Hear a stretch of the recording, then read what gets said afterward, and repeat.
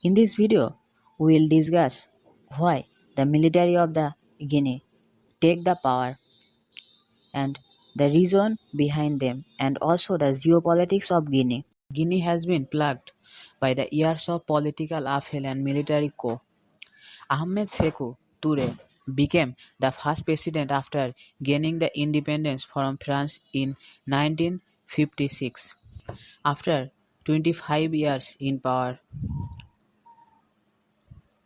President Toure died in 1984. After that, Lansana Conte took power in a military coup. Conte, trained in the French military, held power for 24 years. Conte died in December 2006 after a long illness. On the same time, in another military coup, Captain Musa Dadis seized the power. Dadis has previously undergone long military training in Germany. However, year later, in December 2007, Dadis was shot by his troops and forced to flee the country.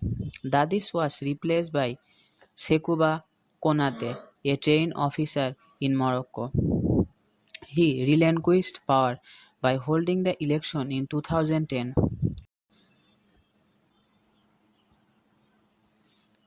The US Deputy Assistant Secretary of the State, William Fitzgerald Conant, also expressed support for the US government.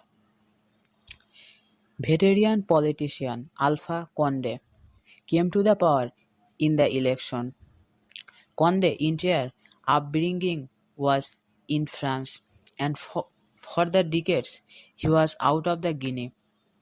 Returning to the country in 1991, he ran against dictator Lansana Conte. Despite the allegation of the electoral fraud, he went into opposition politics. Conde was arrested in 1990 and released 2 years later on a bond to leave the politics. After 4 years in France, he returned to the country. Conde did not have a bad relationship with the then military leadership. In 2010 election, he came in second, only 16% of the vote, but won 52% in the second round. The former Prime Minister Cellio Dalein Diallo won 40% of the vote in the first round but lost in the second round. Alpha Conde made the most of the country's democratic system to stay in power. He won re-election in 2015 amid the allegation of massive fraud. Despite the rumors circulating in 2016 that Conde government was exchanging the money with the British Australian mining company Rio Tinto.